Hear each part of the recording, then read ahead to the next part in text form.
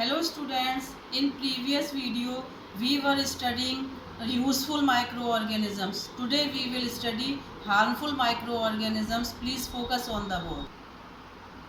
Harmful microorganisms. Microorganisms can be harmful to us. ये जो microorganisms होते हैं ये हमारे लिए harmful होते हैं यानी हानिकारक होते हैं. They can cause diseases in human, plants and animals. ये ह्यूमंस में, प्लांट्स में और एनिमल्स में बीमारी का कारण बनते हैं या बीमारी का कारण हो सकते हैं. Microbes causing disease. माइक्रोब्स से जो डिजीज़ होती हैं, micro organisms that cause disease are called pathogens और जर्म्स. जो माइक्रो ऑर्गेनिजम्स होते हैं जो कि बीमारी का कारण बनते हैं उनको पैथोजेंस या जर्म्स कहते हैं. Diseases that can spread from an infected person to a healthy individual through air, water और direct contact are called communicable diseases. ये जो बीमारियां फैलती हैं ये एक इन्फेक्टेड पर्सन से एक हेल्दी इंडिविजुअल में एयर के थ्रू, वाटर के थ्रू और डायरेक्ट कॉन्टैक्ट में आने से फैलती हैं जिसको कि कम्युनिकेबल डिजीज़ कहते हैं. Example cholera and typhoid. Disease spreading through air. जो डिजीज़ होती हैं वो एयर के थ्रू किस तरह से स्प्रेड होती हैं यानी फैलती हैं. When an infected person coughs or sneezes, a large amount of fine droplets get introduced in the air. जब एक इन्फेक्टेड पर्सन जब खांसता या छींकता है तो एक लार्ज अमाउंट में जो ड्रॉपलेट्स होती हैं वो हवा में फैल जाती हैं. एग्जाम्पल कॉमन कोल्ड, जैसे कि common cold. Vector borne disease.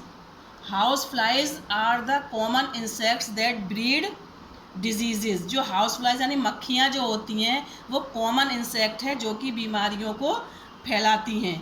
They may sit on dirty places like garbage and animal waste where pathogens stick to their bodies.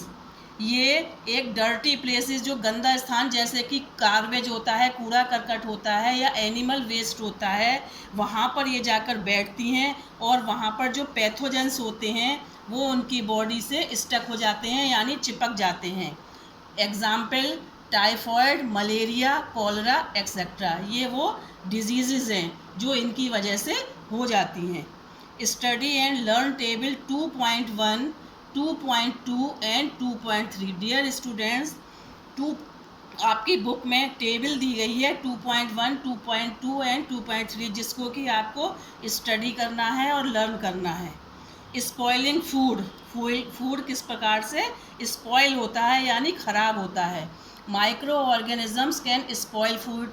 ये जो माइक्रो ऑर्गेनिजम्स होते हैं इनसे फूड स्पॉइल हो सकता है यानी ख़राब हो सकता है.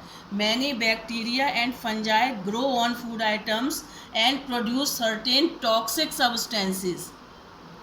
बहुत से जो बैक्टीरिया और फंजाई हैं ये फूड आइटम्स पर ग्रो करते हैं और उनमें से कुछ टॉक्सिक सब्सटेंसेस प्रोड्यूस होते हैं. This makes the food unfit for consumption. ये जो टॉक्सिक सब्सटेंस होते हैं इनकी वजह से जो फूड होता है वो अनफिट हो जाता है यानी कि वो खाने के योग्य नहीं होता. Many packed juices are often contaminated by yeast which cause fermentation and makes them useless. बहुत से जो पैक्ड जूसेस आते हैं उसमें ईस्ट के द्वारा ये जूसेस जो है वो दूषित हो जाते हैं जिसकी वजह से उसमें फर्मेंटेशन हो जाता है एंड मेक्स देम यूजलेस और वो यूजलेस हो जाता है यानी बेकार हो जाता है. If such contaminated food is If such contaminated food is consumed, it can lead to development of symptoms of food poisoning, such as nausea, vomiting, abdominal cramps, and diarrhea. ये जो कंटेमिनेटेड फूड होता है यानी कि जो दूषित food होता है यदि इसको हम खा लेते हैं तो जिसकी वजह से उसमें फूड पॉइजनिंग के सिम्टम्स डेवलप हो जाते हैं जैसे कि नोज़िया और वॉमिटिंग.